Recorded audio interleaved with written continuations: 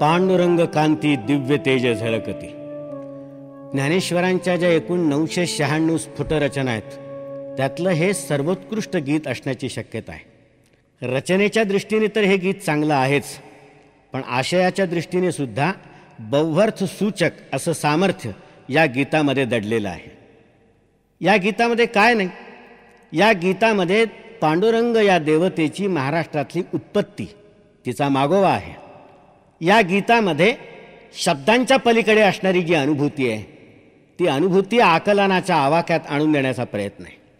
या गीतामध्ये मूर्ताच्या पलीकडे त्याची भेट, त्याचा आलिंगन घडवून देण्याचा प्रयत्न आहे. तेणे कारणे मी बोलीन, बोली अरूपाचे रूप लावीन, अतिंद्रिय परिभोगवीन इंद्रिया करवी, ही जी प्रतिज्ञा ज्ञानेश्वरीच्या आरंभी ज्ञानेश्वरांनी केलेली होती, ती प्रतिज्ञा साकार झाल्याची प्रचिती जणू या गीतामध्ये ज्ञानेश्वरांनी आपल्याला आणून दिलेली आहे. कानडावो विठ्ठलू कर्नाटकू येणे मज लाविये लावेधू. कानडा आणि कर्नाटक हे जे या ओळीमधले दोन शब्द आहेत, या शब्दांनी अर्थांची अनेक वलय या गीतामध्ये उत्पन्न करून दिलेली आहेत. कानडा म्हणजे काय, कर्नाटकू म्हणजे काय? विठ्ठल हा कर्नाटकातून महाराष्ट्रामध्ये आला. विजयनगरच्या सम्राटांनी या विठ्ठलाची मोहिनी पडून याचं हरण केलं आणि कर्नाटकामध्ये त्याची स्थापना केली. एकनाथांचे आजोबा भानुदास यांच्या तपश्चर्येने तो विठ्ठल पुन्हा कर्नाटकातून महाराष्ट्रामध्ये आला आणि पंढरपूरला स्थानापन्न झाला. या इतिहासाचं सूचक हा कानडा शब्द आहे का? कर्नाटकू हे जे विशेषण आहे त्या इतिहासाची खूण दाखवणारं आहे का? की कानडा या शब्दाचा दुसरा अर्थ अनाकलनीय, दुर्बोध, कळायला कठीण. कर्नाटकू या शब्दाचा अर्थ नाटक करणारा, तऱ्हेतऱ्हेची नाटकं दाखवणारा, असे दोन अर्थ या दोन्ही शब्दांचे सांगितले जातात. कानडा हा शब्द विठ्ठलाला लागू पडेल काय? याचं कारण विठ्ठल हा सर्वसामान्य माणसांचा देव आहे. हा भाजी भाकरीवर राजी असणारा देव आहे. नुसती काळी लंगोटी आणि हाती काठी घेणाऱ्यावर लुब्ध होणारा हा देव आहे. फार चांगलं वर्णन केलं नामदेवानी की काळी लंगोटी हाती काठी बोले महाराचे थेट मराठी. तेव्हा हा देव अनाकलनीय असून कसा चालेल? आणि नाटकं करण्याचा याचा जो धर्म आहे तो धर्म आटोपल्यानंतर तो इथे कमरेवर हात देऊन उभा राहिलेला आहे. तेव्हा कर्नाटकातून तो आला आणि या अर्थाने कानडा या शब्दाचा उल्लेख ज्ञानेश्वरांकडून झाला असण्याची शक्यता आहे. शब्दे विण संवादू दुजे विण अनुवादू हे तव कैसे निगमे. संवाद करायचा झाला तर तो दोघांमध्ये असतो, अनुवाद करायचा झाला तर तो दोघांमध्ये असतो. या ठिकाणी दोघांची संख्या ही गृहीत धरावी लागते. इथे हा संवाद जो आहे तो शब्दांशिवाय चाललेला आहे. हा जो अनुवाद आहे तो दुसरा कोणी नसताना चाललेला आहे. परमेश्वर आणि भक्त या दोघांची अद्वैत अवस्था या ठिकाणी आहे. कोण कोणाला समजवणार, कोण कोणाला पाहणार, कोण कोणाशी बोलणार? जो बोलतो तोच एक, ऐकणारा आणि बोलणारा एकच असल्यानंतर ही शक्यता कशी उरणार? शब्दे विण संवाद हा शब्दांशिवाय चालणारा संवाद आहे. भक्त आणि परमात्मा यांच्यामध्ये शब्दांशिवाय संवाद चालतो. अत्यंत गूढ, अत्यंत रहस्यमय, अत्यंत सूक्ष्म असे जे अनुभव असतात ते अनुभव इतरांकडे संक्रमित करण्यासाठी शब्द हे आवश्यक नसतात, उलट ते अतिशय आगंतुक ठरतात. लहान मुलाला काय हवं असतं अर्भकावस्थेमध्ये, शब्दांची सिद्धी प्राप्त होण्या अगोदर त्याच्या आईला कसं कळतं? शब्दे विण अनुवादू.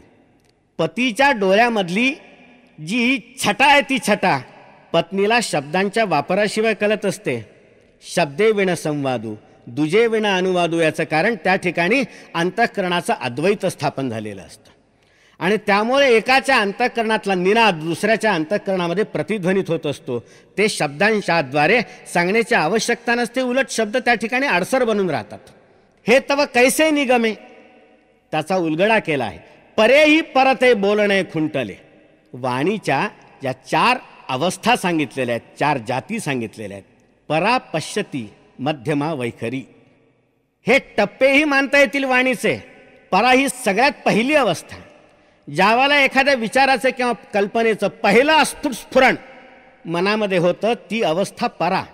आपल्याला कळत नसतं, आपल्याला जाणवलेलं नसतं आपण काय बोलणार आहोत आणि आपल्याला काय बोलायचं आहे.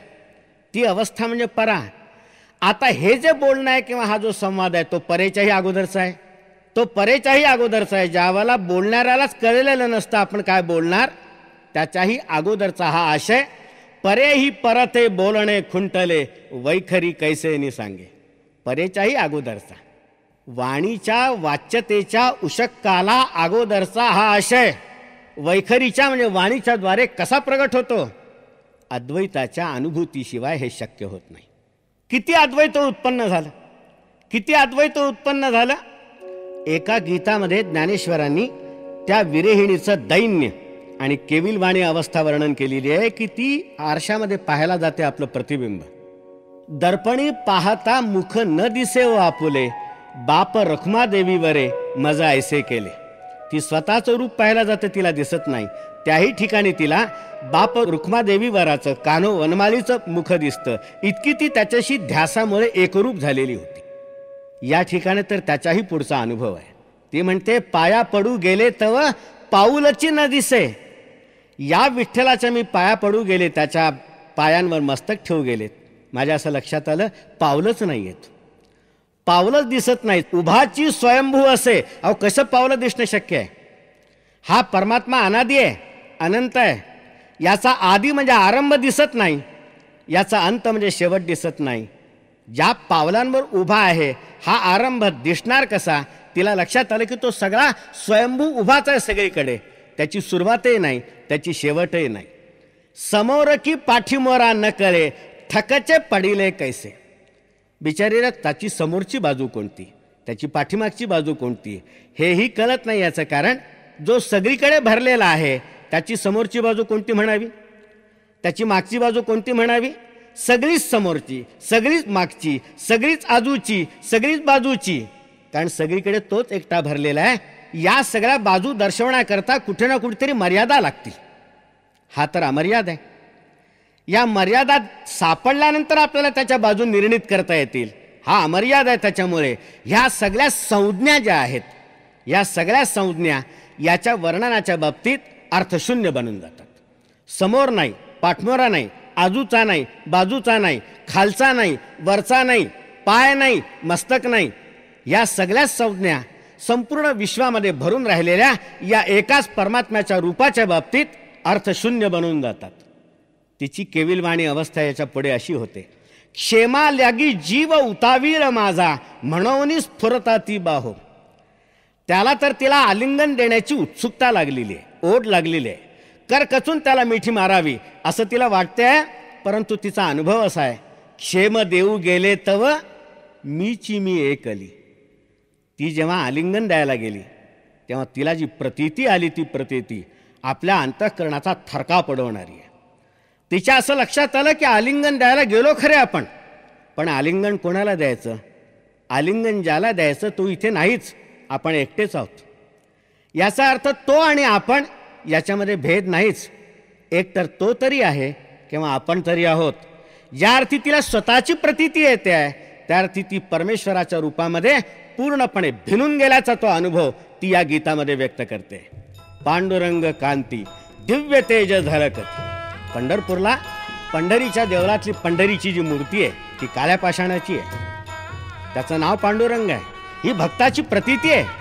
त्या ओबड धोबड मूर्तीमध्ये सुद्धा लावण्याची प्रभा, फाकल्याची प्रतीती येणं, हे सामर्थ्य, हे आत्मनिष्ठा शरीतीचं भक्तीचं सामर्थ्य आहे. पांडुरंग कांती दिव्य तेज झळकती, रत्नकिळ फाकती प्रभा. पांडुरंग कांती दिव्य तेज झळकती, रत्नकिळ फाकती प्रभा.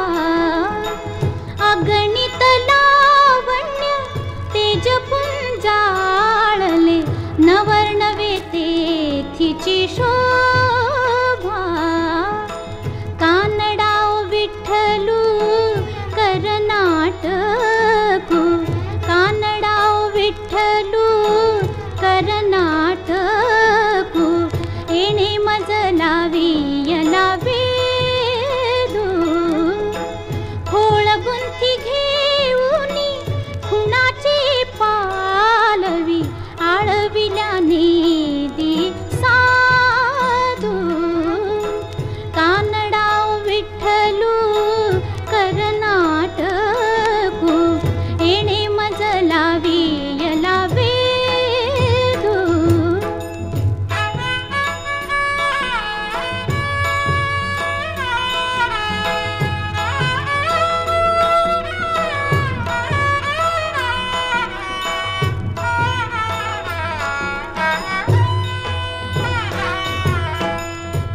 शब्दे विण संवादू दुजे विण अनुवादू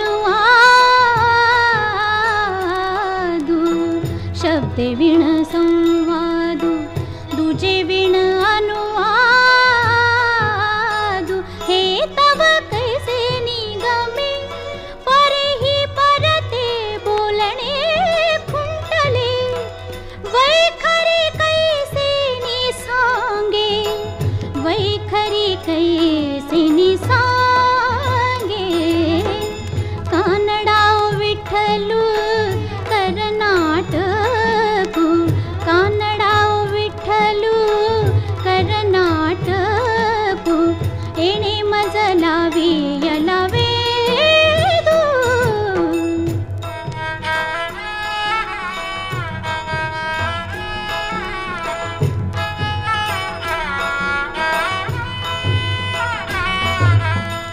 पाया पडू गेले तव पाऊल चिन दिसे पाया पडू गेले तव पाऊल चिन दिसे उभाची स्वयंभू असे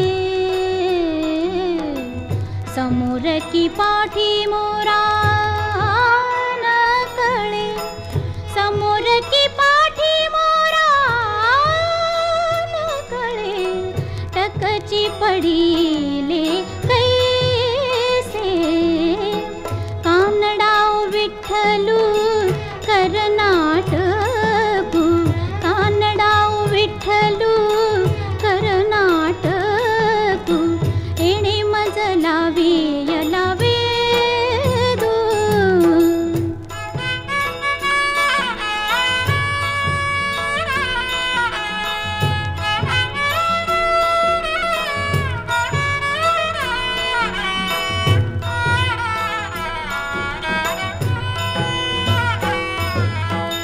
क्षेम लागी जीव होता वेळ माझा क्षेम लागी जीव होता वेळ माझा म्हणून स्फुरता ती बाहू क्षेम देऊ गेले तव मीची मी एकली क्षेम देऊ गेले तव मीची मी एकली आसावला जीव राव कानडाओ विठ्ठलू कर्नाटकू कानडाओ विठ्ठलू कर्नाटकू एणे मजला वियला वेदू